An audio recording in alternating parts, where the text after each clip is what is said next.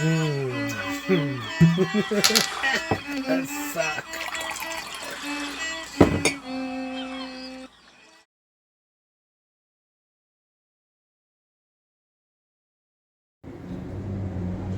Good afternoon, my name is Sean Carlson of Blackjack 98 Enterprises. Today's date is Saturday, May 17th at roughly 1 o'clock p.m. The project that you see behind me is what we will be working on next. And yes, of course, it is another weed whacker, and yes, of course, it's another Homelite. These are Home Depot brands. You can get these at the hardware store for like $100, $200, $300 depending on the size of the engine. So let me turn this camera around and let's have a look at it. So, a neighbor brought this to me, and he says that he had trouble using it. And to be honest with you, I heard him try to use it a while ago, and it was like sputtering. It wasn't running too well, and he was having problems with it. So, a neighbor got a hold of me, which got a hold of him, which is pretty much my neighbor too. They all started speaking to each other about the work that I do. And the neighbor, the customer I'm doing this for, reached out to me and said he needs help getting this running because he found out that I specialize in repairing these, and yes I do. So as you can tell, this is 26 cubic centimeter Homelite. It is a curved shaft.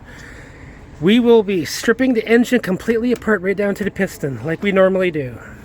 We will be cleaning the shaft in here. We'll be greasing it and oiling it. We will be washing the cutter head here in particular. We'll be taking this off. We'll be putting a new line that is meant to be on here. This is probably the wrong line. I don't know. We will be replacing this line with a brand spanking new one and a full roll. And then once again, we will be testing this and getting this going. So as a result of me hearing him using the engine, I now know that there's nothing wrong with the spark, which means there's nothing wrong with the magneto. There could be something wrong with the carburetor, but you know what? We're going to test the spark plug, we're going to test the magneto, we're going to strip the engine, we're going to strip the carburetor apart, get that working again. And now that I think about it, I'm going to open this up because it's about the only thing that you can do by hand to open this up. As you can see, this is the air filter cover, and there is no air filter in there, so gunk can get in through this opening, through here, and into here. So I would expect there to be a lot of gunk inside the carburetor as well as inside the throat of the carburetor as well as inside the engine. The inside of the engine is probably brown and black because of the gunk that is in there that is burning because of the spark plug. So, oh my gosh. This is attached to the engine. There should be 4 of them, one here, one here, one here and one there, and that looks to me like they are star bits. There are star bits there and there are star bits here. Looks like it's one size. And if I was to look on the bottom of this, star bits 2, probably the next size up. Now let's look at the identification marks on here. No, let's turn it the other way. This is another one of those 32605 models. Okay, so hold on. So for me to fix this, it normally takes me 4 hours in total without making a video, without stopping and going, pausing, playing with a video. If I was just to go straight, then this would take 4 hours. But because I'm using a video, watching you guys watching me do this, it takes roughly around 7. I should be in by the time that it gets dark. It's 1 o'clock p.m. It is miserable outside. It is kind of raining and sprinkling, but I am dressed accordingly. I'm adjusted for the weather. So therefore, let's begin. Alright, so before we get started, we need tools. So this is what we need. We need spark plug checker tester. Just test for the spark that's in there, and if there's a spark, this thing in here will light up. You're going to need a compression gauge, and what that is, you put this in place of the spark plug, and then you give it a few pulls, and then you take a reading. This here is a relief valve, so if once it goes up all the way up to there, you can press this button right here, and it makes it back down to 0. A spark plug checker. Now, this is a tester, this is a checker. Okay, so what you do is you plug this into your household unit, right there, see that? It's got a unit right there and it plugs in right there. You put your spark plug right into there, you close the cover, and then you turn it on. And these markings right there tell you the revolutions per minute. So On a regular weed whacker, it's about 2,500 revolutions per minute. So you only need to put it right there.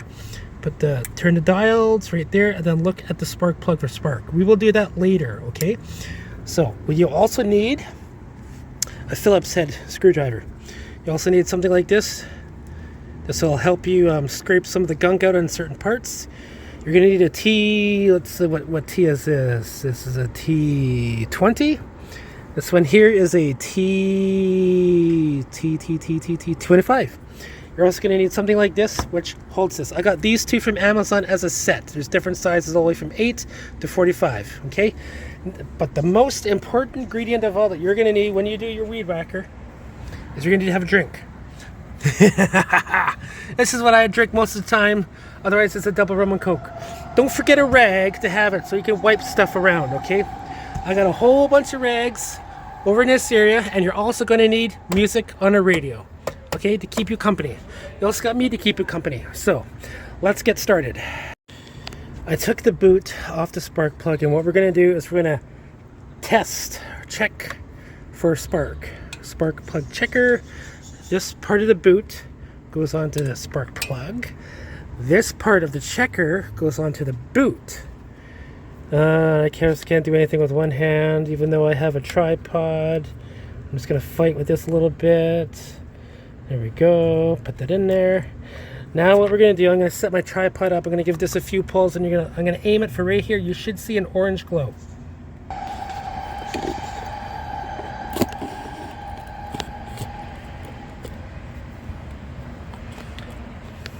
Oh shit, I'm recording. Okay. So I know I might have to put it right here.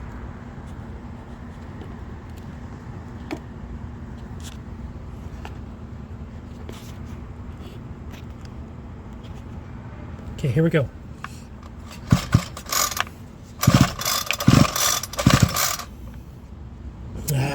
Can't really see it if it's... I gotta hold it really steady still, hey?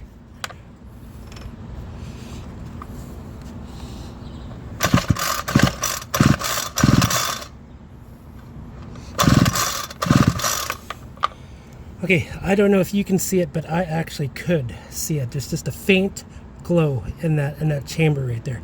I could do it in a small enclosed space, or I could put something on the back of this, like a towel maybe.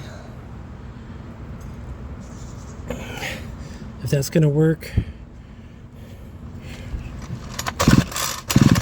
But yeah, sunlight, you can't really see it. So, okay, so now what we're gonna do is just gonna take this apart here. Hold on. I'm just going to take this off. We don't need that anymore. Now we're going to put the compression checker on it. And by the way, I use something like this. This is a 3/4 inch and 1 inch on one side there. 13/16 and 3/4 and 1 end. I use the 3/4 inch bits, and I get something that I can just like put right into there, and I can crank it off if I need to, like that. Do not use a son of a bitch and hammer drill or any type of drill to take nuts or bolts off your small engine. You could strip the internal threads. Very bad idea. Spark plug is out. Now we're going to put the compression checker in there.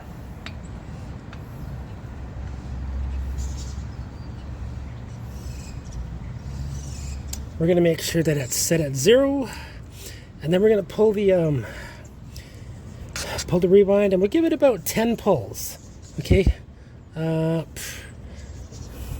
let me see if you can look at that. You can't. So here, let me see if 10 pulls.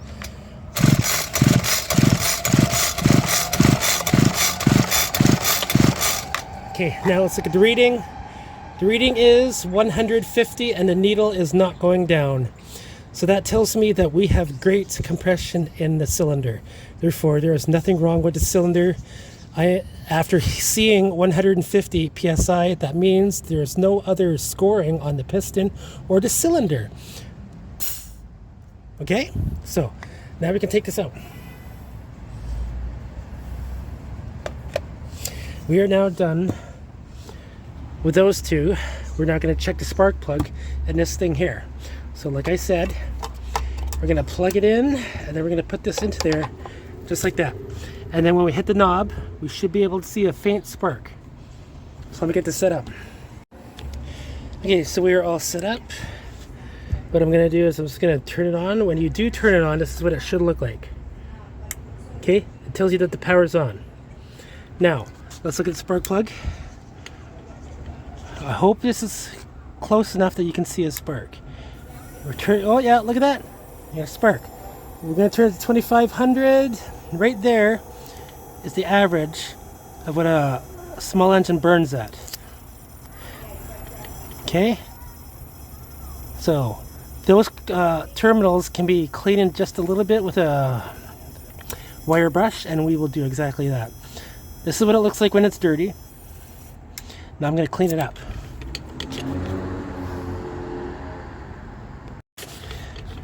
Okay, the terminal head is a lot more cleaner.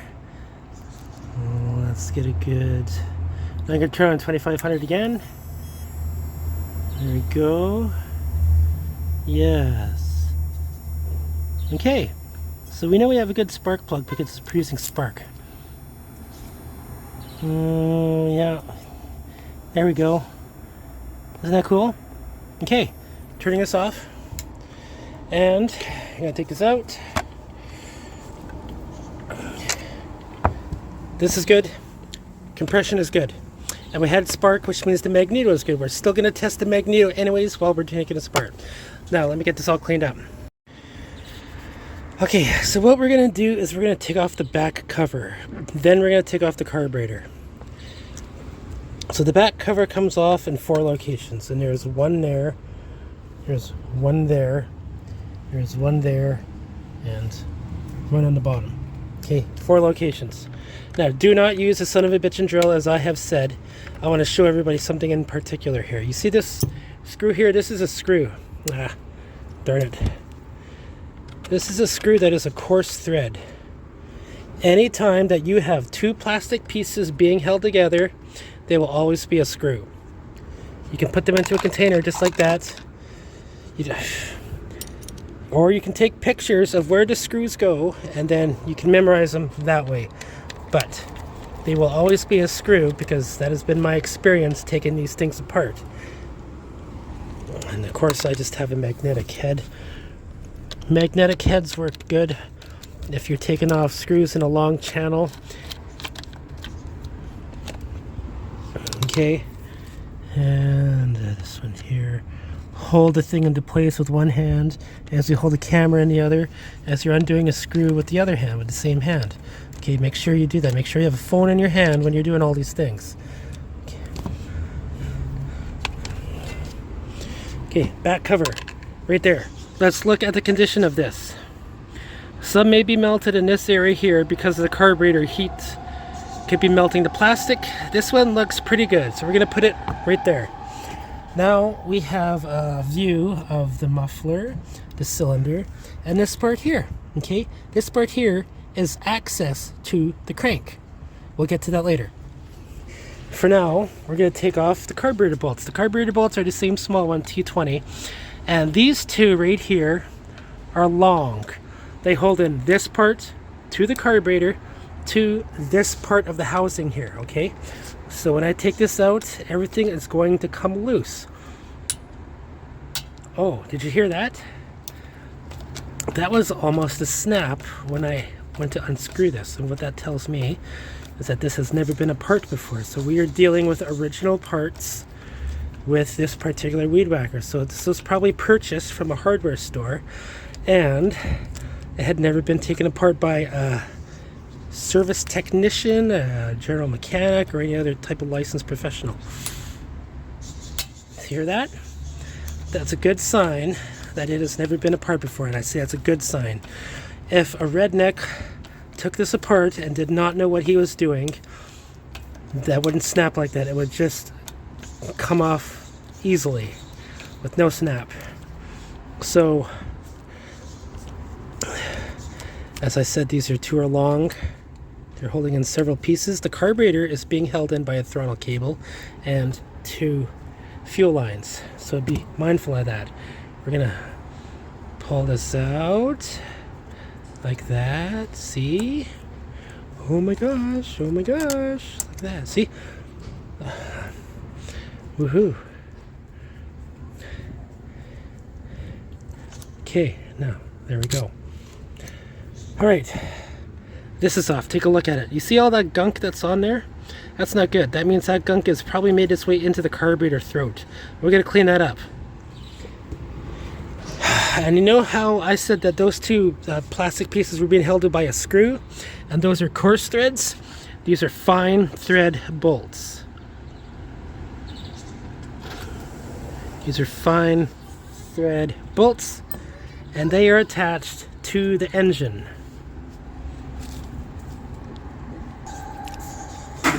Okay, so now, because of the fact that those bolts were in there very long and had never been taken apart before, there needs to be an airtight seal between the carburetor and this housing bit.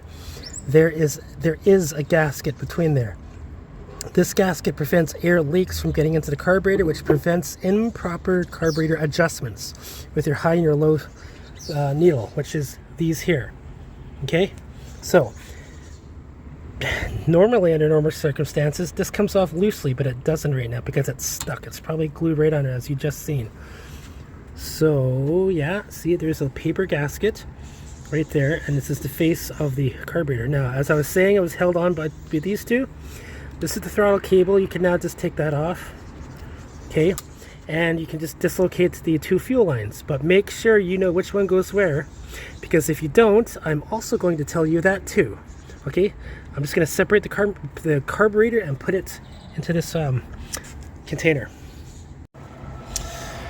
Okay, while you're doing this, don't forget to have a drink.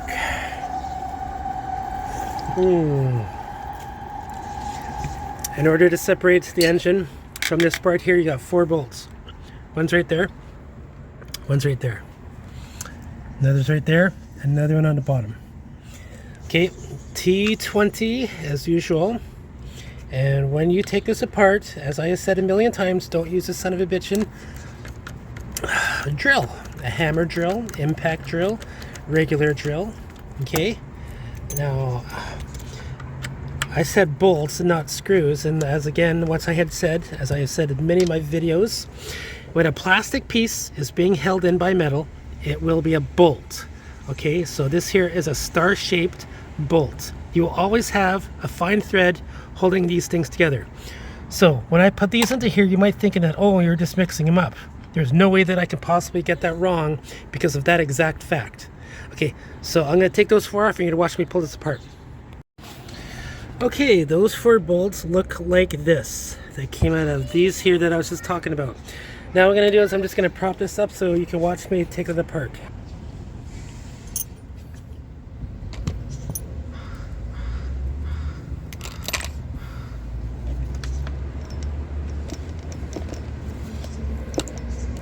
Oh, shit.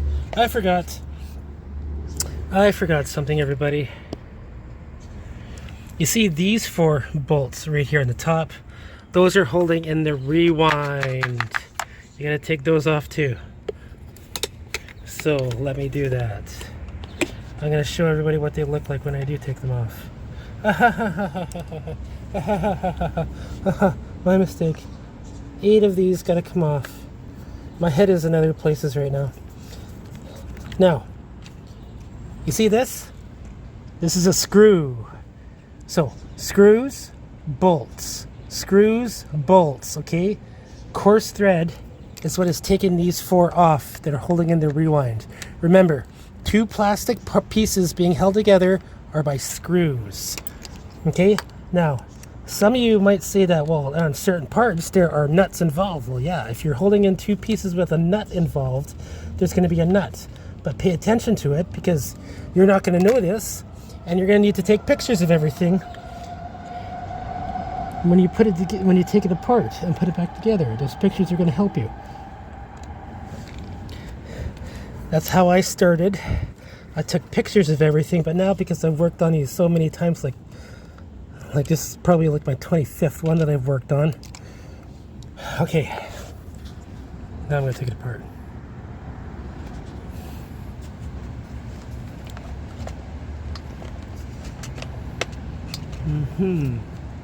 Oh yeah, I gotta cut this. I gotta cut this, and you're gonna hear a whir. There we go. Hear that? Just took this off. Now we can take the engine off.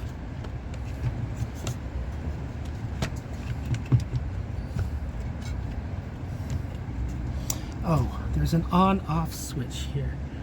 Okay, so let's look at this. This on-off switch has wires which are directly connected to the magneto of this. So what you will have to do is you will have to get into there with a pair of pliers and then pry the connections off so that way this can come loose. This switch here can either be here on certain models or here on certain models or anywhere else. But there will always definitely be an on-off switch on your small engine. So this is one of those switches where if you take a screwdriver and you push down on this, you can suck it out so you can disconnect those there. And yeah. Okay, so let's carry on. There we go. Okay, so the engine is out of this. So now we can put this in a different location. But before we do, we're going to look at this part. There is one other weed whacker I had previously where this part here was severely melted. Which means the metal on this got so hot that it melted the plastic underneath it. Okay, so this is a clutch type. So this is connected to the shaft of your weed whacker, which makes it turn. And if see how I'm going on the bottom there? That's what's making this turn. See that? Okay, I'm just gonna put that right there. Now let's look at the engine. Let's put something underneath this to make this sit up straight, something like this. There we go. This is the engine for the weed whacker that we were just working on. There's the two connecting leads I was just talking about. Okay. This particular rewind is complicated for a lot of people, but it does not have to be complicated for you, because I'm going to explain to you how exactly this goes apart and comes together. Okay. Now, we did say that we will take this apart right down to the piston. What that involves is taking off the gas tank, taking off this cover, taking off the muffler, taking off this part of the airway channel for the carburetor. Okay, and we'll start with the muffler. The muffler looks like it's got bigger torque bits, so that's what this is. This T25 is going to take this two off. That's what I'm going to work on right now, and explain a little bit about that to you. Okay, the muffler is off. So those two bolts, just like I said, they're bolts. They're fine thread bolts. They're that long to hold everything into place. And they both have washers on them. Okay, so make a mental note of this, take pictures, whatever. Sometimes these will easily be told that they're muffler bolts because they'll be heavily corroded, they'll be heavily rusted, they'll be heavily burnt because of the heat produced by the engine. Let's go into there. When you take this off, be mindful of the other small parts that are a part of it. Okay, there is a heat shield. This heat shield is stuck right onto there because of the heat. You can peel it off if you want to. And we will, just like that. Well, okay. But be mindful that it goes in just like this, because this tab protects the gas tank. Okay, so it does go on just like this, and it fits nicely into there. That little connection. Okay, that's a heat shield. Always check this to make sure that there's no rips or tears into this, because this is not a metallic piece. It's a hard, like aluminum type of fabric material. You can cut it with scissors. And check this out. There is the screening material for the muffler when it goes in. This is the exhaust part. What I usually do is I use Easy Off Oven Cleaner to clean this out, and that gets rid of all the carbonation, because Easy Off Oven Cleaner is what I use for the exact same material that I want to clean, which is on this muffler too. This is the muffler housing, which protects it from outside elements. Okay, now honestly everybody, you can now see the top of the cylinder by turning the flywheel. So if you turn the flywheel, you should see the top of the cylinder, just like that. That there's the piston ring, that's the top of the cylinder. And if keep going down to bottom dead center, you can see it plain and clearly the other side of the cylinder walls. Now when I go up, I can tell that there's nothing wrong with the piston ring. Right there, now we're looking at the walls of the piston. There's no scoring, there's no discoloration, there is no scratching, holes, or anything. There's no lines. Lines show up more on the muffler side than they do the carburetor side. Okay? So, that is why we had such a high compression rating when we took it. This is a perfect cylinder wall, there's a perfect piston. Now, after having seen this, after keeping in mind that the reading of the compression was that high, we do not need to take out the piston for any reason. So therefore, we will not do that. But I will show you how to take the piston out anyways, because you really need to know. This cover right here comes off just by pulling it out.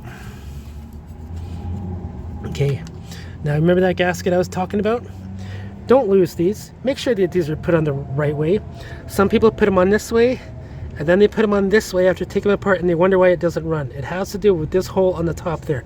That hole on the top there has to correspond with this channel, which has to correspond with the carburetor. The carburetor went on like this, right? There's no hole on this side. So therefore, there's the hole. The hole is on the top, but that hole is on the bottom. So how does that work? Okay, well that's why you got to make sure that this is correct. That hole right here goes on the top, so the air can go from this hole into there, into the bottom, and into the cylinder. Okay, so make sure that you put this on the right way. Okay, now this part here, okay, I think it can, you know what? Let me stand this up. Okay. I'm just going to use to give it a little tap.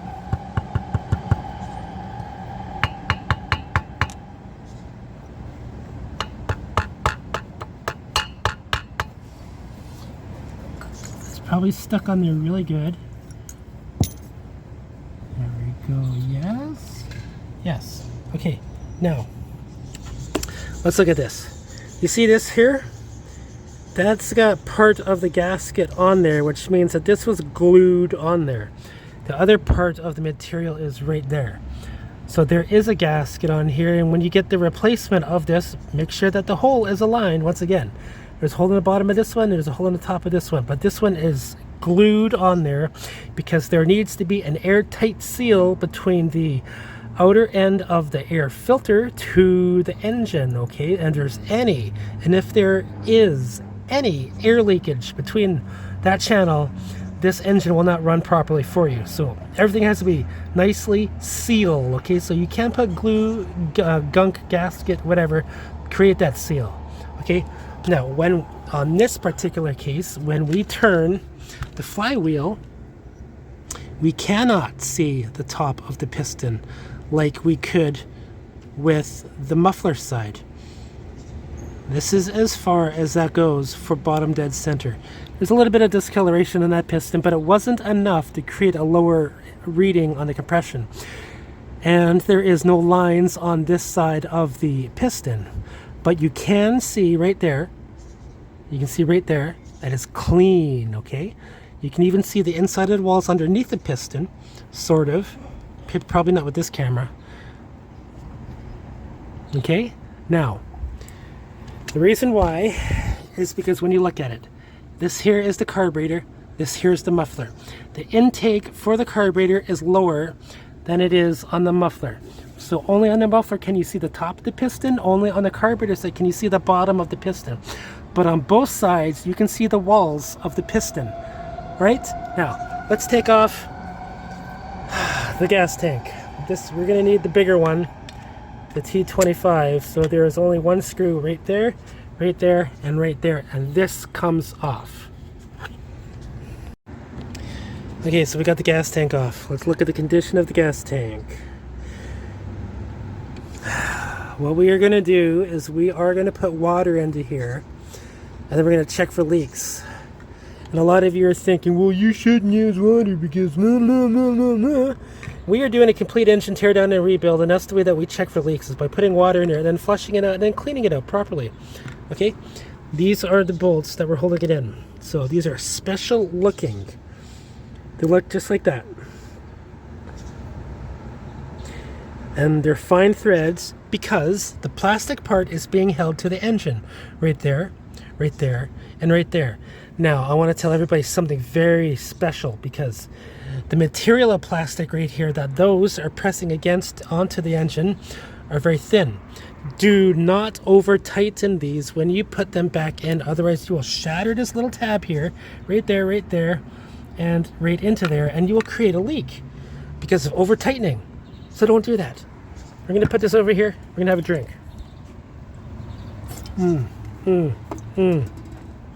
Okay, now we're going to take off the magneto. But before we take off the magneto, let's see here. You know what? Yeah, we're going to take this off first. The way that you take this off first is very special. So read on there, it says off. So you gotta pinch the flywheel, and then you gotta turn this all the way around. You can use any means necessary, but don't bang anything. Okay, don't bang anything. Just use like torque pressure of your arms to take this off. And if you want to pinch this, don't pinch the fins, so that way you can snap the fins off.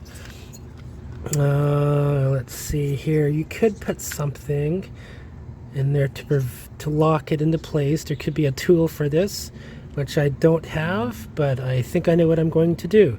So hold on, let me work on this. Okay, so I got this loose, and the way that I did that was I looked for a fin that was not going to break on itself singly, and I put my screwdriver right there, and I fixed it in there somehow, and I let it rest, and then I took my pliers, my plumbing pliers, put them on both sides of this, and then I cranked it. Do not use a drill to take this out. You can use these little things right here, these little two holes, with an angle grinder remover tool. And then once you get this loose, this is what it looks like. So let me put my camera down. Okay. This is loose. This comes off as one piece. This is the clutch. I'm going to show everybody how this clutch works. Okay, so when this is spinning, this part here, the shoes, as you can see right there on both sides, they retract, they expand, retract, expand, retract. The spring holds them together, but the velocity of the revolutions per minute cause these to expand, okay? And when they do expand, become bigger, they grab that metal thing that I was just talking about. That part there, the metal part there. And that causes the head to spin. All right, so what you can do is you can take these apart, but you just got to be really tough and have the tools, proper tools, to put these back together. There is nothing wrong with this one. We can clean this out with the, I don't know, CLR, oven cleaner, whatever, it doesn't matter. But be mindful of the parts and how these go together, because right here is a washer. And to look at the washer, okay, those scuff marks that you see right there, you can just wipe off. They're just whatever. It's the wear and tear from the part. So put that into there. This comes off now. This comes off now. And the way that this comes off is just like this. You see this part here? This is very important. This fits on the bottom of the weed whacker. This little groove here. Let me show you where you find that. You find that at the bottom, right where my thumb is. That hole there, okay? That hole is what you're going to use to align this when you put everything back together, okay? So I'm going to go into more detail about how to take this apart, how to replace the line in there, and how to put it back together. There is this right there. There's no particular orientation of this. Okay, all that this does is holds in the washer. Okay, that's all that this does. Now we got the flywheel. Be very careful with the flywheel. What you're going to need to do is you can take a rubber mallet and go bang, bang, bang, bang, bang, bang, bang, bang, bang, bang, and then just bang, bang, bang, bang. Keep doing that, and then just slowly take this out. You know what? Let me do it for you.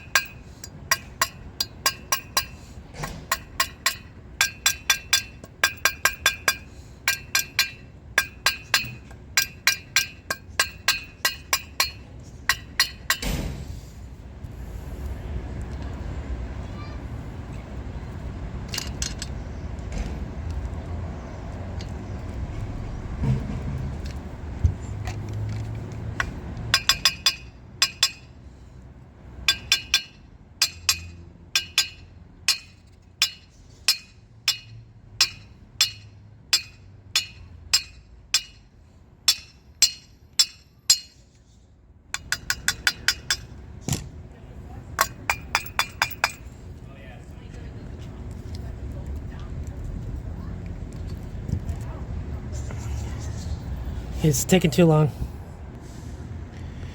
Okay, so once you got this loose, it comes off just like this. I want to show something that will be very special. You see that arrow right there?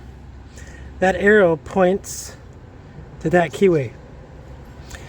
What's special about this keyway is that if you shear this keyway, you now have to get an entire unit and just throw this away.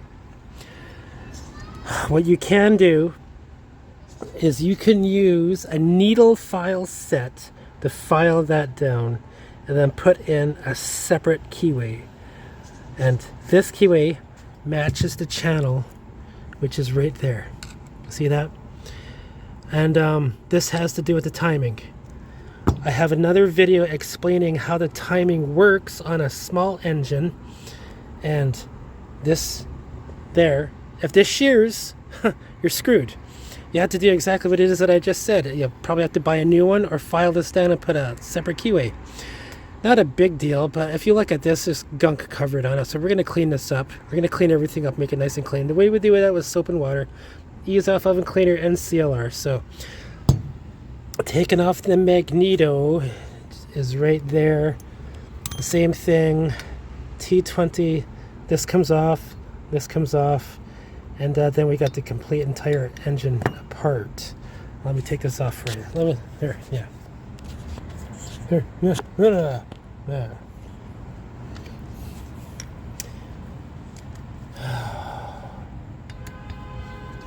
It's gonna snap. And this.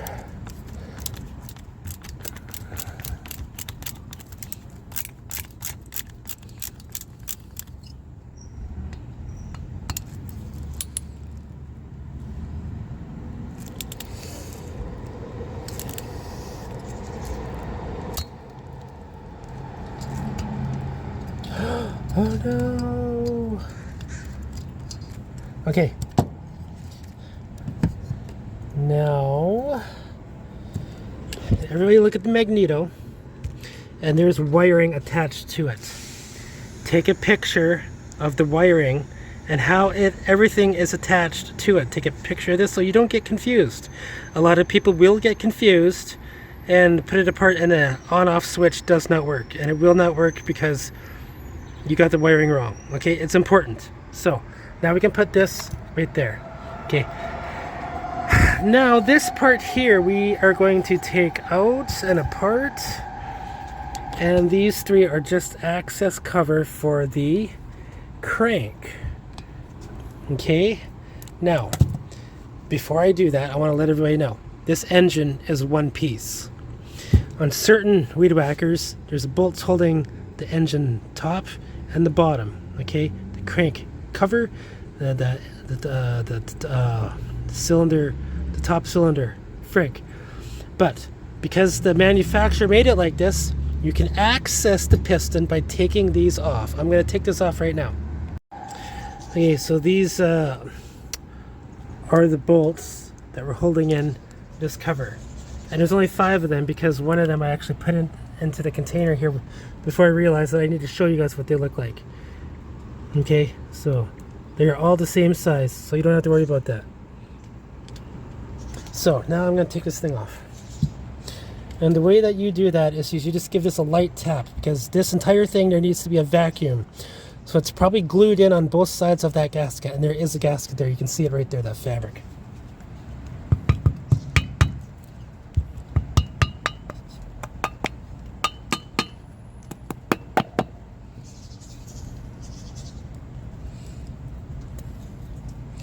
If you can take this off without ripping the gasket, you can reuse it. If not, you're going to have to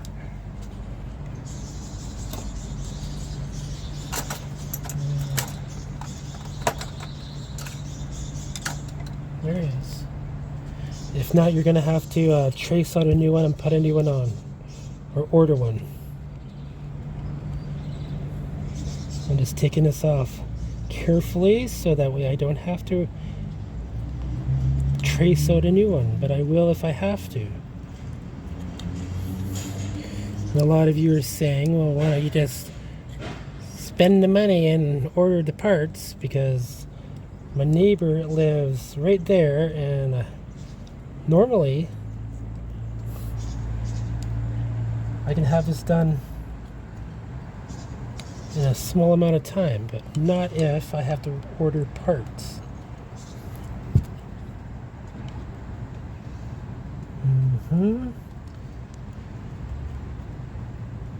A lot of you would not even bother doing this, but some cases time is sensitive. This is what I have gone through before for other people by doing just exactly this. I don't mind it.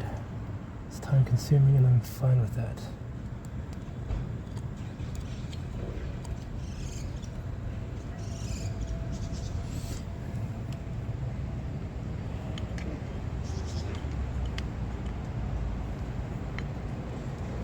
Ah, shit. Okay, hold on.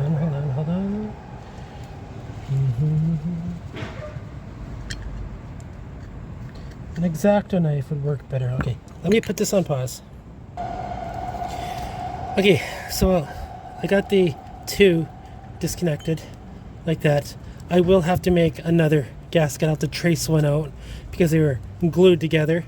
But if you want to take out the gasket material that's left on there, the way you do that is take a steel wire brush and just scrape it off. Okay? Now, we got to the piston part. So what you're going to need is you're going to need snap ring pliers to take that out. You take that out right there and right there. Then, ladies and gentlemen, you have to bang out that part downwards to push this. You have to hit it from right here with a punch to push this out. And what that will do, that this part here is actually separate from the counterweight. You just pound it out. This will come loose, and then your piston will come out. I have a separate video where I did that. I do not want to do that on this one because it is an intricate process that you really need to be careful, and you don't need to damage anything. Okay? So now what I'm going to do is I'm just going to start cleaning all this up with soap and water. Okay? Alright, we got everything all cleaned up with soap and water. I use laundry soap and water, and I use the scrub brush to get everything all nice and sparkly. As you can see, there's hardly any dirt on these parts. And they all shine, like the engine, okay? Look at that. So what I use is just a bucket. I just put everything into there and just flushed and washed it out, okay? Carburetor, let's look at the carburetor. Carburetor is an original carburetor. It's a Ruing. How do you know it's an original? It's because you can tell the stamps that are on there.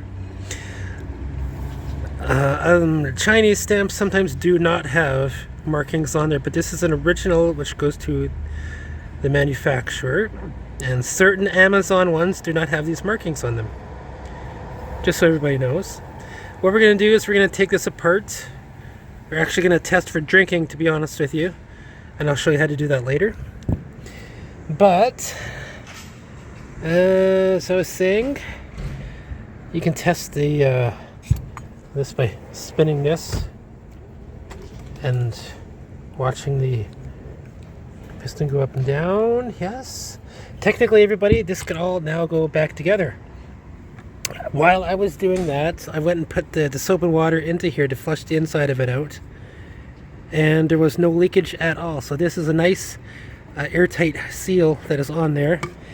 These fuel lines, what we will do is we will replace them, and one is bigger than the other, which means one will have a thicker line on the fuel tank than the other. And the way that we check that out is we use metric drill bits, and I will do that later. Other than that, we're going to slowly start putting things together. Okay, so as we're putting things together, what I had went and done was I mixed some epoxy using JB Weld, and I went and put it onto that keyway into there, and I lined it up nicely, that arrow with the slot on this here. And I went and pounded it in with a spark plug remover.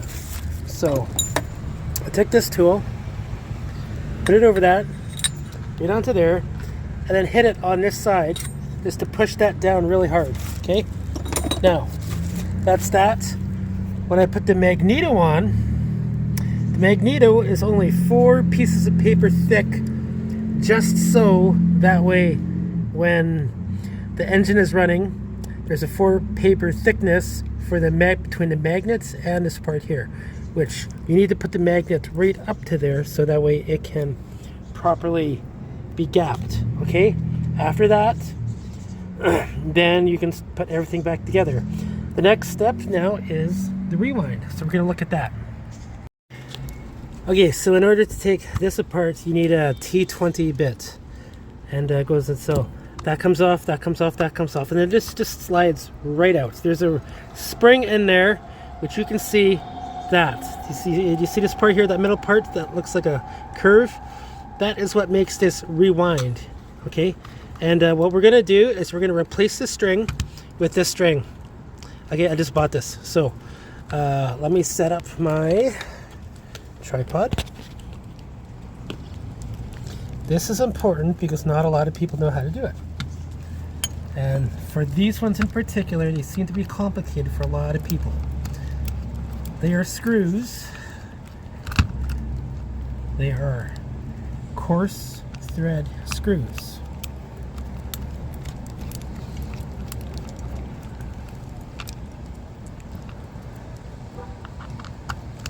When you take this apart, be mindful as to which direction the string is originally wound onto. Okay, so I'm going to pull this out.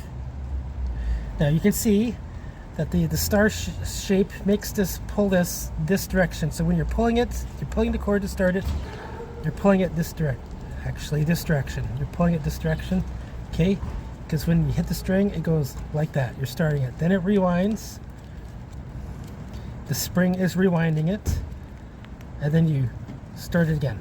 Okay, so we're going to take the string out completely right here, and we got a part right there that we can snip off, and then we're going to pay attention to the length of this cord, and then we're going to replace the other one. Now I want everybody to look at this part here. This part is extremely very important. So if I was to take off this metal part, this spring would come loose and it would go boing. I am prepared for it to go boing, and it's not going boing. Okay, so let's look at it this way. All right, so let's look at this part. See that? That loop there is what that goes onto. So it goes on just like that. See? Okay, now it goes on like this. So when it does go on like that, you see that center part? That center part is what hits the star on the rewind. Okay, that fits directly. Oh, no, not into there, onto that. It has to do with this part here. Okay, so let's see here. This goes onto there like that. Therefore, this goes just like this. Okay, that's how it's supposed to look. So, in other words, with this spins, with this going this direction. I made an actual video as to how exactly this works. So you'd have to look at all the videos I have, how a rewind works. But I see nothing wrong with this rewind. It looks pretty nice, cool, and awesome. So we're just gonna put it back. Okay, so be mindful of that loop. Puts in there just like that, okay. And then this goes onto there. That gap right there, you see that gap? That gap goes over that part. Okay, and it should fit nicely. Now, let's see here. You see that start part where it indents? You're pushing on that. So you're pushing against the spring. So you should hear kind of like a something or other. It's supposed to grab it. So you got to make sure that it grabs it.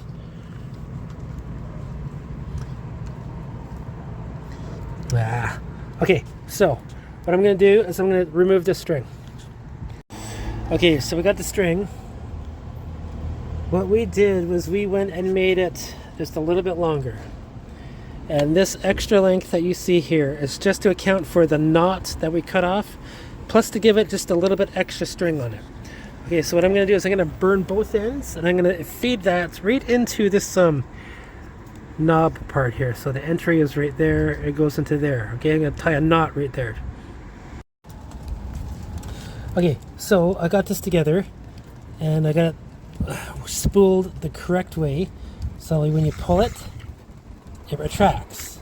You see that? When you pull it, it retracts. You're pulling it against that flat part there of the indent. So I can take it apart. I'll show you. See? That nib that I showed you, which is right there at the tip of my thumb, has to correspond with this brake in this spool. And you just put them together. Make sure you line it up so that way when you pull it, it retracts. Okay? So then you can put these things back onto here. Okay, so I got this all wound up and have it clipped to prevent the string from unwinding because it is now under tension. Now, a lot of you are thinking to yourself, how exactly the hell do I put this back in there? So, if you remember me talking about this little knob right there, which lines up at directly at the bottom of this, the weed whacker, which is that hole right there. So, it's right there. So, if we were to put this into that position, that where my thumb is would line up with right there. You see that? That lines up with right there. Now, the cord, when you pull this, the hole is in that position. So technically, when you pull that out, the release of the cord should be between this one and this one here, okay? So that way it's not coming over this, putting wear onto this. It's not coming out on this side, putting wear onto this. It's supposed to be in this third of the quadrant, okay? So now what I can do is I can put this all back together and make sure that when I do, that part is right onto that, on the engine, okay? And that is how the rewind goes into here, how it's supposed to work. I know not a lot of you get it, but if you take enough of these apart, you'll get it. Okay, so moving on, I'm going to put this, I can now put this onto the weed whacker. So the indent part of there hits these and it pushes them up. There is supposed to be a washer right there, which is in here. It's this little black washer right there. That goes on, yeah. And then this goes on, yeah.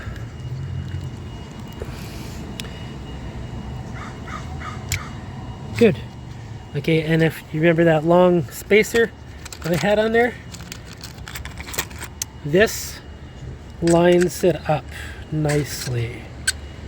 Okay, good. And then the large washer, which all dry, goes on to that right there. You see? Okay, and then lastly, this part goes on to here, like exactly how we took. Oh no, not exactly like that. Like this, the words on the outside. Okay, good. Now I'm just gonna tighten this up, and then put the gas tank and this cover back on. This cover goes on first before the gas tank. Okay, so what I had went and done was I went to Canadian Tire, went and bought myself some gasket sheet, which is this stuff here, and cut out a little corner, traced it out using this, and this is what I end up with. So I traced it out nicely. This looks a little bit crude because I used an X-Acto knife set.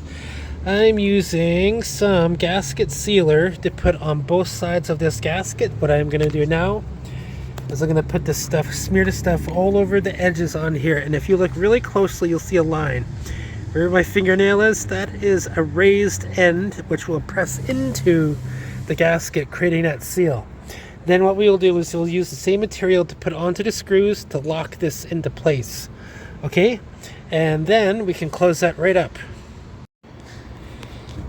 Okay, now before we put the gas tank onto this part, once we got everything all together, we're going to analyze the holes.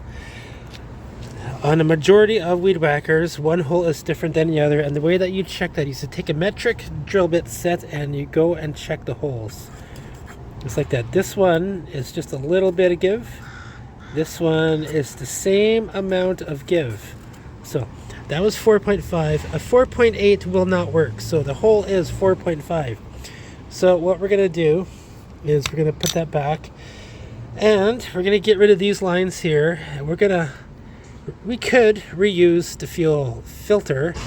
We'll just put that on a brand new line. So we'll just cut this in half and feed it through there. What you need to do is you need to make sure that when you put this back, which hole is the fuel filter and which is the return. Okay, so the return on your carburetor is the top one.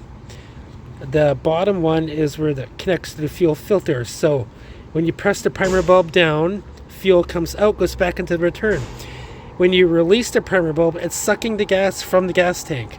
So this is what it looks like. Putting fuel back into the gas tank, sucking it in. Putting it back into the gas tank, sucking it in. Putting it back, sucking it again. So releasing fuel from the carburetor, sucking into the carburetor. Releasing fuel from the carburetor, sucking into the carburetor. Okay, that's how it works. The fuel filter, this part here, connects to the bottom part. The top part just goes right into there with no anything attached to it. It's just a return. Okay, I've done several videos on this carburetor and the gas tank and how they work. You need to go to my other channels and check them out. So what I'm going to do is I'm going to cut this in half, put the fuel filter onto one end, put them into there. This side here will be the fuel filter. This side here will be the return. Okay, we're about to put the gas tank onto here. The new fuel lines are in there. This here is connected to the fuel filter, as you can see inside there. This part here is the return, and it only needs to stick down about 1 inch. Inch or an inch and a half. Okay, this excess will be cut off once it's connected to the carburetor. So now we can put it on just like this. Now remember what I said. These screws should not be used to over tighten at these ports, because you will squish the plastic, which will crack it, which will create a leak. Okay, put thread locker on these screws when you put them in there, which is what I will do. And then what we'll do is other things. Let me get this on first. Okay, so what I went and did was I went and put everything back together just so I could have that gasket sealed there for this piece to glue right onto the gasket, which connects to the engine. Then what I'm going to do is I'm going to take the carburetor out and I'm going to test it for drinking. So while we have this everything here, we can just now clip the excess off and connect that to the carburetor. So remember, this one here connects to the bottom part. This one here connects to the top part. And I'm about to prove that in the next video, which one goes where. We have a case where it's 2 fuel lines and a attached primer bulb. I made a separate video about that too, with regards to 3 fuel lines and a separate primer bulb. This one has the primer bulb attached to the carburetor, and it only needs 2 fuel lines. So therefore, the fuel, I'll just show you guys later.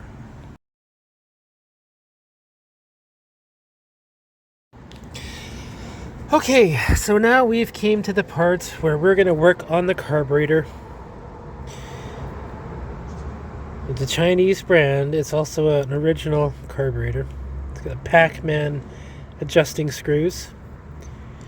And this, and at this part, we're going to test for drinking.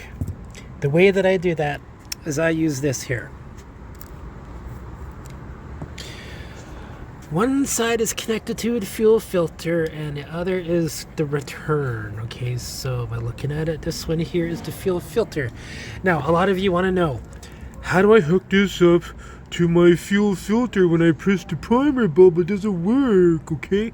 So, if you have a little bit of gas in there, like you can see here, you're going to see which of these ports the gas in that primer bulb flows out of. And that will be the return. So here we go. It's the top one. Okay? So the top one is the return, which means the bottom one sucks the gas into the carburetor. So this one here, which is connected to the filter, it goes into the bottom. And you know what? Let me put this on my tripod. Okay.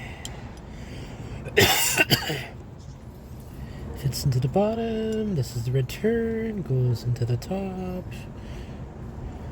Okay, so as you can see, there's fuel in there. When I press this, you should see the fuel go up that tube. Let me expand. You should see the fuel go on this side of the tube all the way down. So look at my fingers. Okay, pressing down. Oh yes, it is working. Do you see the fuel flowing? We have a proper carburetor that drinks. Technically, there would be nothing wrong with this, except for the fact that the owner specifically said he was having problems with it when he hit the throttle.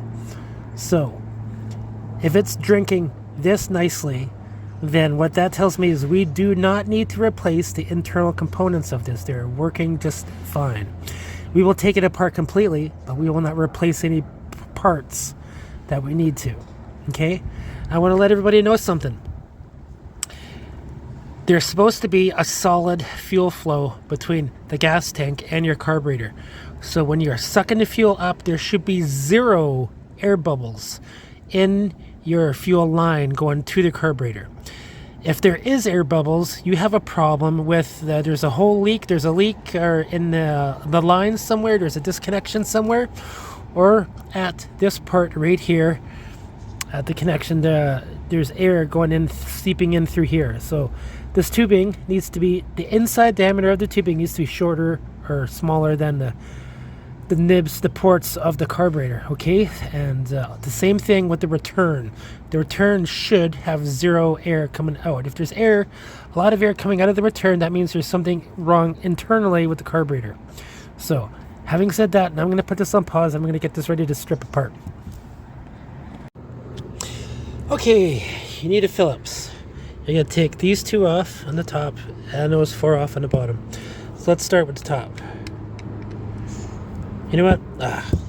My stupid tripod right there won't work because it won't twist to accommodate for the angle. So I gotta do something different here.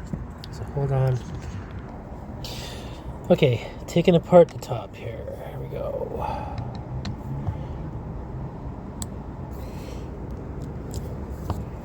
I can tell this has never been taken apart before because it was tight and it snapped.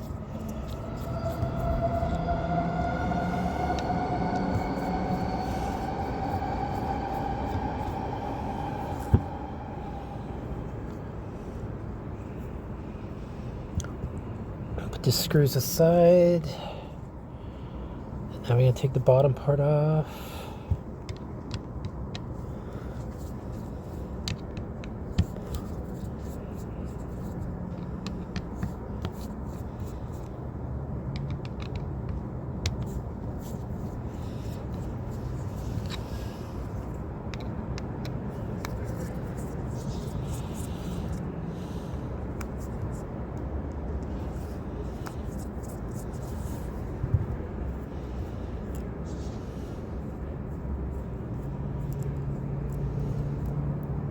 it would be virtually impossible to get these screws all mixed up.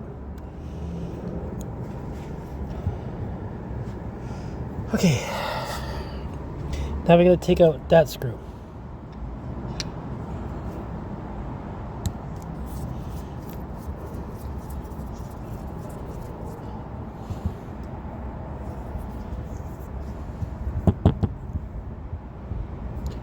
And then we're going to take out these jets. Now, I want to show everybody something. Those jets that are right there are Pac-Man. So I gotta go into my arsenal here. I gotta go into my arsenal and get the Pac-Man, which is not this one, not that one. Pac-Man. There we go.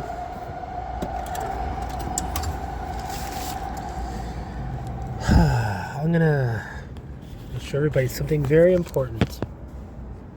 When it comes to those jets, you might think that they could get mixed up, but it is absolutely impossible on certain carburetors to get it mixed up. Oh, this is a small Pac-Man. I need the big one.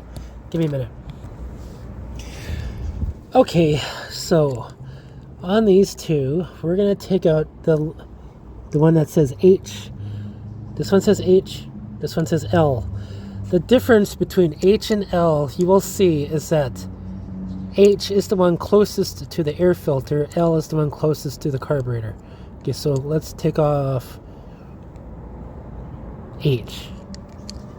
So we're going to take it off, just screw it out.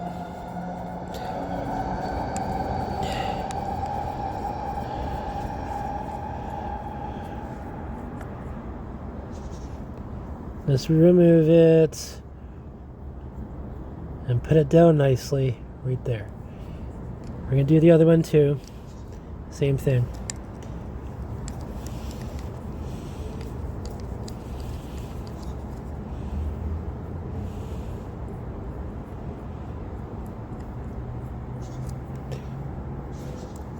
Okay, now this one got on this side, this one is on this side. There is a difference between these two, and I'm going to show you what that difference is. Okay, we're going to put them side by side. They almost look the same. You would almost say that they are the same, but they're not, because of the fact that they are different diameters, they are different lengths, and almost seems like they would fit, but no, they won't. So one has a ring right through it all around. This one does not. This one is the one on this side. So remember that, okay? Be very careful of that. All these ports, all those holes can now be blown out. There is a screen right there which does collect debris. And I'm looking at it and I'm surprised to see that it is actually clean, but it's not really clean. So we will replace the screen only. Everything else, oh, we gotta take this out. We actually don't need to take this out. This is the pump and stuff, and it looks pretty good. What we are concerned about is the ports. So we're going to take a tubing, extra piece of tubing. We're going to blow all these out with compressed air as well as WD-40. And we're going to clean it all up nicely. All right? Okay, so I put the carburetor back together and I did test it for drinking. And we are right back to square one. So we did clean it out a lot with the WD-40 with the little red straw into all the ports. Everything is working the way that it's supposed to be. And therefore we're going to put it back into the engine.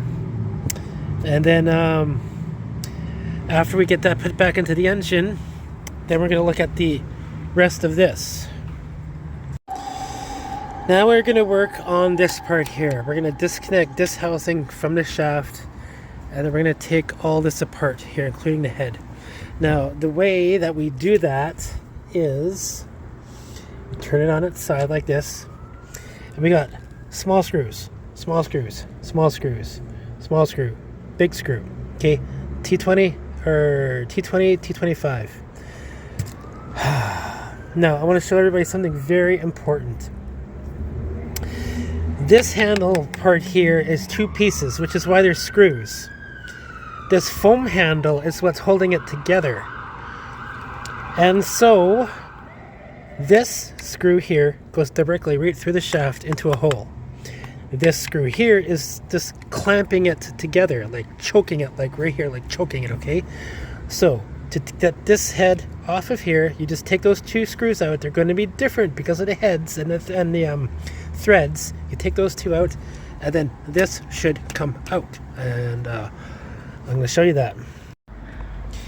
Okay, so these 2 came out of, or what I was talking about. This one came out of the bottom one, and this one came out of right there. Okay, I want to show everybody something. On the bottom here is a nut. You see this nut? That goes with this guy here. They work in pairs. Okay.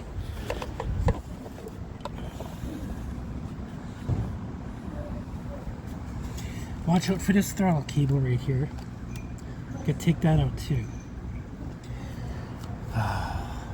This throttle cable comes out using pliers.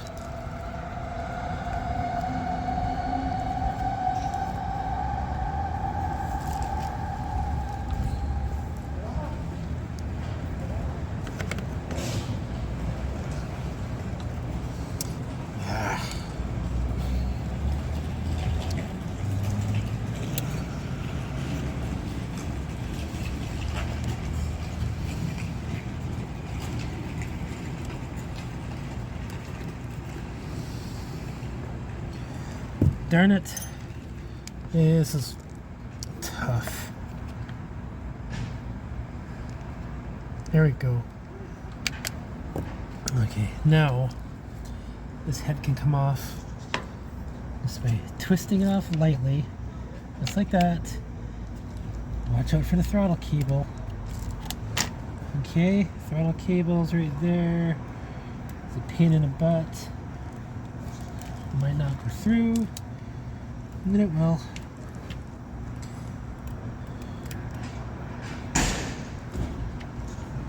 There we go. Okay. Now, head is off. Okay? You see that?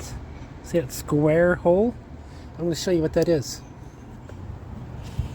That square hole is the shaft. This part here. This part disconnects. You can pull that right out. That's like a long, snaky tool. This is what your weed whacker, how it works. Okay, so on this end, it's square. Square. On the other end, it is also square. Okay? Now, we can grease that up.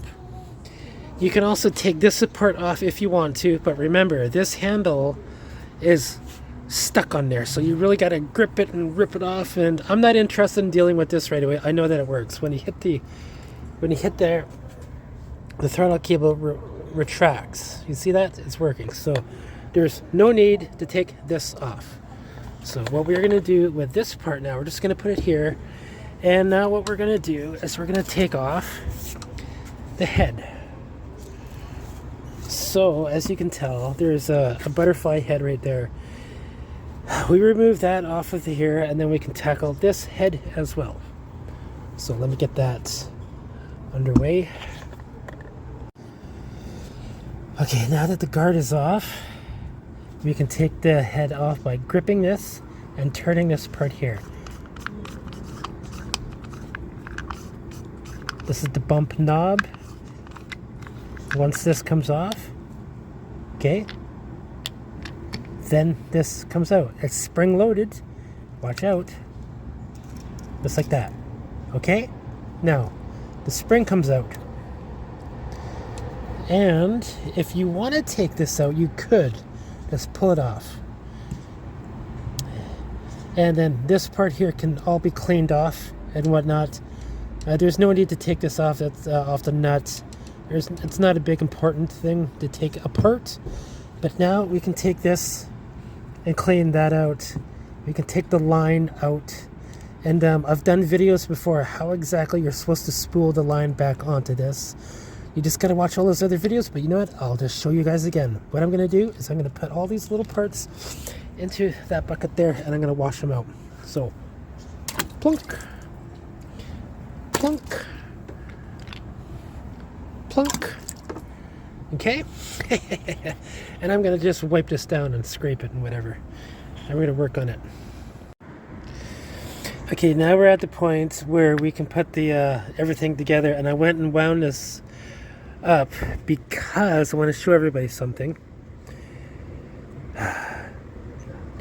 That is an entry point for the line. On the opposite side of it is the other entry point. Now when you look at that entry point, you're going to see at the bottom an arrow. There's an arrow on that side, and there's an arrow on this side. See the arrow? See the arrow? Those are pointing to these holes. Okay?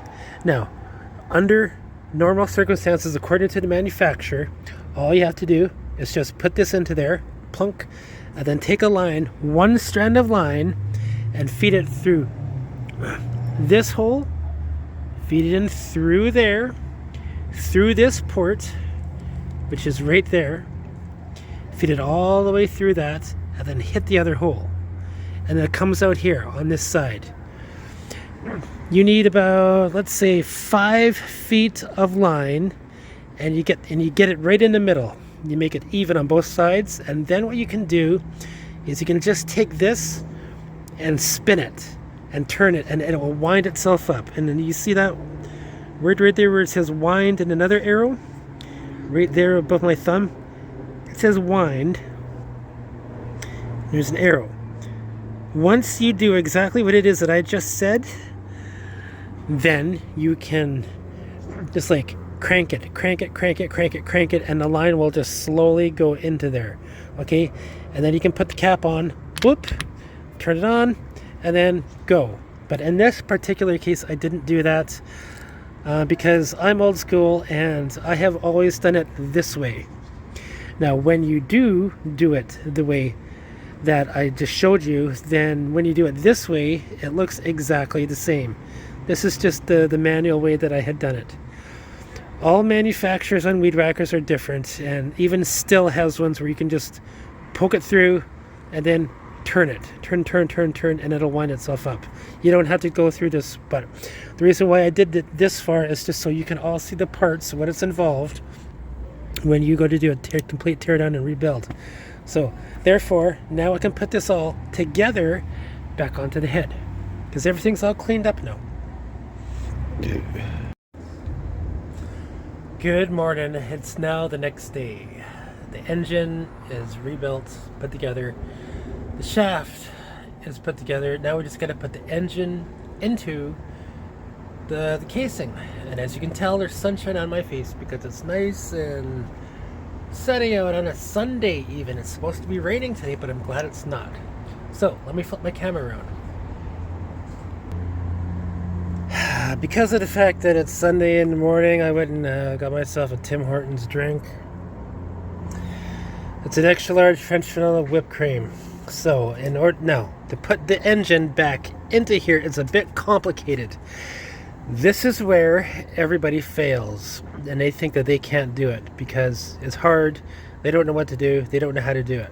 Okay, so I'm going to make it simple for everybody. So when this goes into there, it's like your fingers trying to mingle like right into the holes. You got to line everything up so that it goes through on the other side and works. Okay, now that's what you have to do with this. So these terminals of the magneto have to go through that hole. This part has to be lined up with that hole, and the cord has to go through this hole. You have 3 things that you have to do to make sure that they go in there and mingle correctly. So what you're going to need is your handle and some pipe cleaner. what I do with the pipe cleaner is I affix them to the ends of the terminal.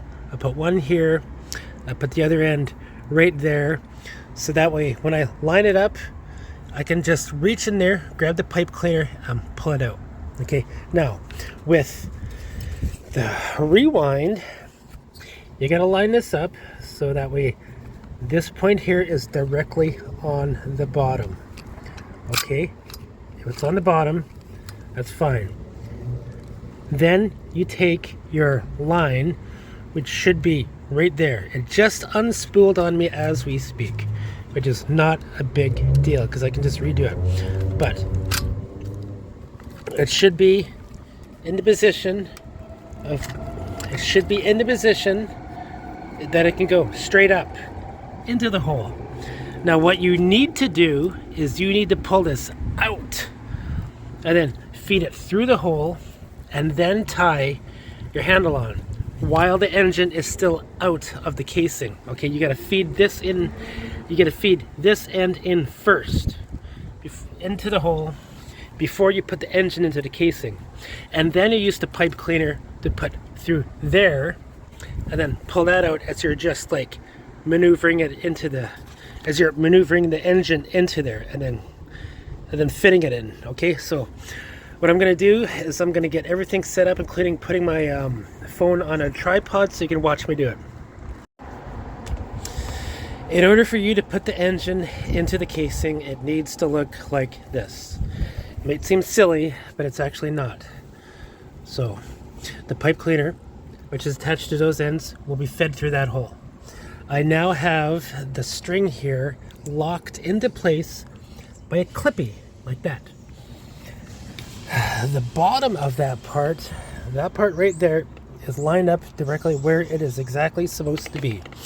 So what I'm going to do is I'm just going to center it like this. Okay, then I'm going to put the string into the hole, the rewind hole first. I'm just going to look for it. I see it. Yes, I do. There we go. Just like that. Okay, and then when I'm done with the clippy, I can just literally pull this out and this will fall out on its own. Now, then I'm going to line up the pipe cleaner with this hole, just like that. I'm going to put it in just a little bit closer. Okay, this is the way that I do it. The way that you do it might be just a little bit different. Now I'm going to put my camera down and you're going to watch me as I fight with it.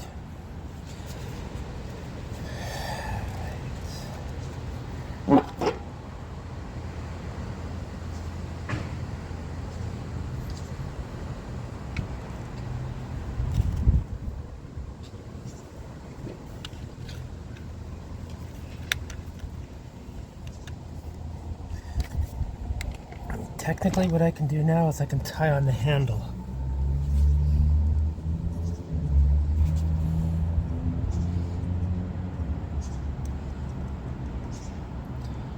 Oh, well, what do you know? Of course, the freaking handle.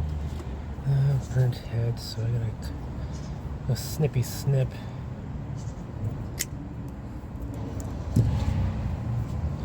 This is the reason why I went and put on an extra 5 inches. It's because of this. Tie a regular knot just like that. And then what I do is I melt it together using a torch.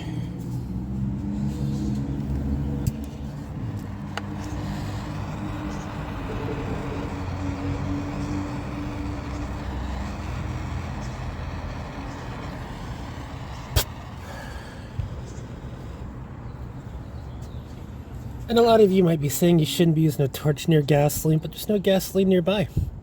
And there was none when I went and did that. Okay, now I can take out the clipping.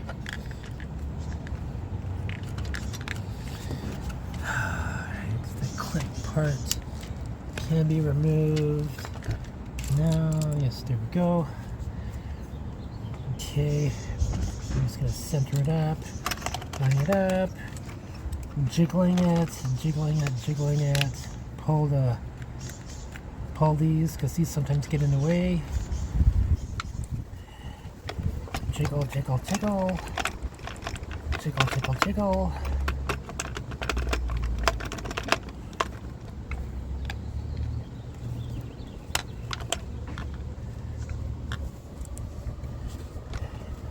And you just gotta look as you're doing it.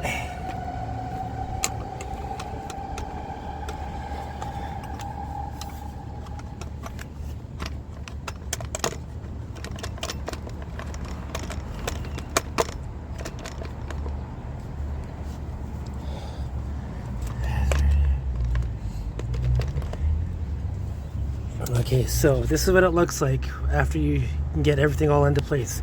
It's still not exactly lined up, but I'm going to fine tune that right now, otherwise you'd be watching me for like 15 minutes. This is not quick, by the way. It'll literally take you 15 minutes or 20 minutes, depending on how you are fighting with it. Alright, so what I'm going to do is I'm going to just get this in there nicely, and then I'm going to show you the after effects of what it looks like. Okay, so it's locked into place. Your rewind here is in its position. This can now, both of these terminals can now be pulled out, just exactly like we went and designed it to. Once you get these out, then you can put in your on-off switch. Where the hell did I put that thing? I put that somewhere. Where did I put it? It's right there. And I just loosened it. Anyhow, your on-off switch goes in like this. Okay, it goes, this part is on the top. This can now be connected to those leads. It does not matter the orientation of the leads because they're both the same size on here. Sometimes these are fatter or skinnier or different head widths because of those, in which case the orientation does matter, but in this case it does not. So you can put that on there. Now, if you remember me saying at the beginning of the video, there's a difference between screws and bolts. So we're going to look at this. These are the 4 remaining pieces. Oh, there's supposed to be 4 there, but I got it underneath the underneath here on that hole to screw into the bottom of the rewind. So that screw right there does not need to be there, but it goes right there. So the threads here are fine. These 4 are coarse threads. These 4 are coarse threads. The fine thread screws are the ones that attach to the engine right there. Okay, so those will go right there. You screw those into place first. That's the first thing that you do. The second thing that you do is you put in the ones that attach to the rewind. Okay, now you're going to have fun with this because the hole that is on the rewind as opposed to the hole that is, they might not line up like as well as you got to fight with it just a little bit, but eventually you will get it. Okay, once you get those in, then these 4 will put on to the back here, which go on to the rear end. Okay, so once you have that done, put your on-off switch in, put the fuel in,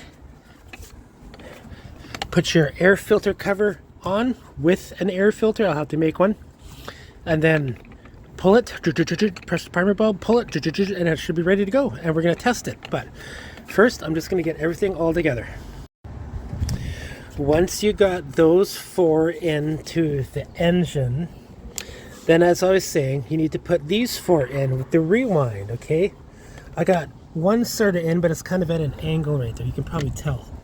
Now, you see that part right there, that screw? I put that screw in there previously just to make sure that was lined up with that hole that I was talking about. That's going to come out, but I have this standing straight up and down because the rewind is going to be silly with you. It's going to be turning, playing tricks of you when you're trying to get that hole in there.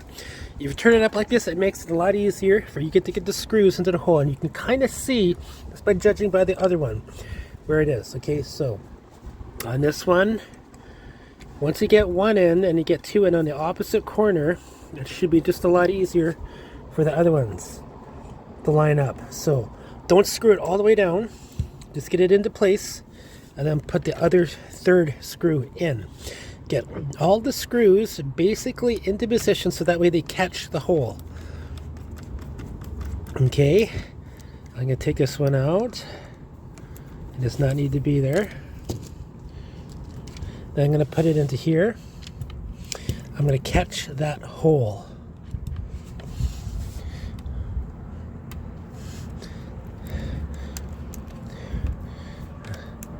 And then I'm going to snug this one And I'm going to go to the opposite corner. I'm going to snug this one. Snug it. Then I'm going to snug this one.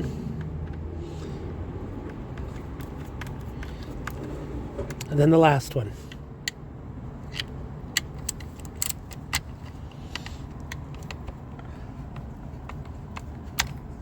Okay, now we can lay this down.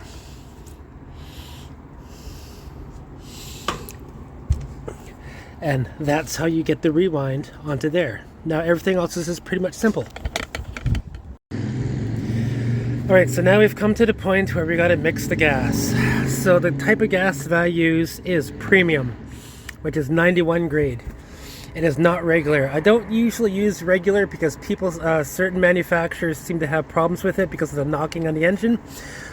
Especially still, they require you to use 91. So I use 91 for all the small engines that I do. When it comes to the 2-cycle engine oil, this is what I use only. There is manufactured recommended oils that you can buy out of stores, like for Echo, for Still, for Poulon or whatever, but this seems to work the best for me. So the tools that you will need is a measuring cup, of course, and I use this so that way I can suck the exact amount of oil out of here for the gas. Now we use 50-to-1 oil, so 50 parts gas, 1 part oil, 300 parts coffee. Okay, and that will go into your fuel tank. So because of the fact that this is kind of a yellowish color, it will almost look clear when you put it into your gas tank. There are some color-coded 2-cycle engine oils that you can use, which will signal that it is mixed, but you know, in this particular case, this one is not color-coded. There's no green, blue, red, yellow, or whatever. It's clear, and you'll see that when I put it in. Alright, so I got the fuel mix in. I went and made my own little air filter right there. The fuel's in there, it's like right full. And I went and put in 12 ounces, but I got this much left over. So I would say you should put in maybe 8, because this is how much I have left over from 12. But it's full, and now we can press the primer bulb and watch the fuel flow. There we go, it's going in. Let's fill up the primer bulb, leaving. Alright, so now we got a primer bulb, a fuel system that works. Okay? And it might look just a little bit wet there, but that's because I just spilled a little bit of the gas when I was filling it up. But if I was to press the primer bulb again for you guys, you can see that there's no gas leakage anywhere. There's no bubbles coming from there, and that's because the tubing is bigger than the holes right there to prevent any fuel from coming out. So we're going to put the fuel filter back in. Now it tells you right on the cap there what kind of gas to use. 50-to-1. You see that white thing there? That is a one-way air valve to let air into the gas tank, so that way when the gas leaves, it can suck the air in, so that way the fuel can go into the carburetor. If you have problems with your fuel, with your engine, it could be because that part there is plugged. There is no air getting into the gas tank, which is creating a vacuum, which means the fuel is going to the carburetor, but it's also being sucked back because of the vacuum that is in the gas tank. You need a one-way valve to let the air into the fuel for it to work properly. If you have worked on everything and it is working perfectly, just that one small detail will make all the difference. It could be why you're having problems with it and you don't know why. That would be the last thing that you will ever look at. It should be the first, and you should consider it. Okay, so now, ladies and gentlemen, what we're going to do is we're going to take this to a location and we're going to test it out and fire it up. A side note, when you see me using this and starting it up, you're going to see some black or blue smoke and gray smoke coming from this area, and it might be thick. The reason why that is because I just cleaned it up. Everything is still coated in the oil. The greases, I've been handling it. So on the movable parts that are going up and down, there will be some stuff burning off the top of the piston, and it might not start right away. And if you have ever seen a video of something where it starts right away, that's false. That means they started that previously. So in this particular case, I'm probably gonna start this you'll see me pulling this a whole bunch before it actually starts.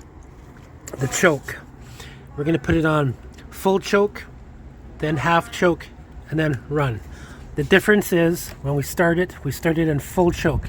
You gotta follow these directions that is on there. All right, so when I start it, it's gonna be in choke, and then when it goes, put it in half choke. Once it's in half choke, it should start and idle. And then once it starts to idle and full run for a minute, then you put it into run, and then you got the full 100% horsepower of it working. And I just thought of something, hold on. If you remember me talking about this tool here, the Pac-Man tool, that will be used to adjust the carburetor jets right there into there. So when you see me starting it, it's not going to start right away like I said. So I will have to use this to adjust the low and the high, as well as the idle speed. The idle speed just controls the throttle, to be honest with you. It just puts just a little bit of gap in the air for when you open the throttle in the throat of this thing for it to open up. And I'm going to show everybody what that looks like. So you see right there, that part there is a choke. That's the butterfly valve choke. When that's open, then you hit the trigger and you're opening up the throttle. Okay, so if you could see on the other end, but you can't, that part right there, there's a butterfly valve on this side. The butterfly valve right there is the choke, and the one on this side is the throttle. And it opens up when you hit the trigger, okay? And that's what lets the air in through here, okay? So, after having explained the choke to everybody, you'll see what it is that I am doing and why I am doing it. And then this should be running fully, minus the smoke. Here we go.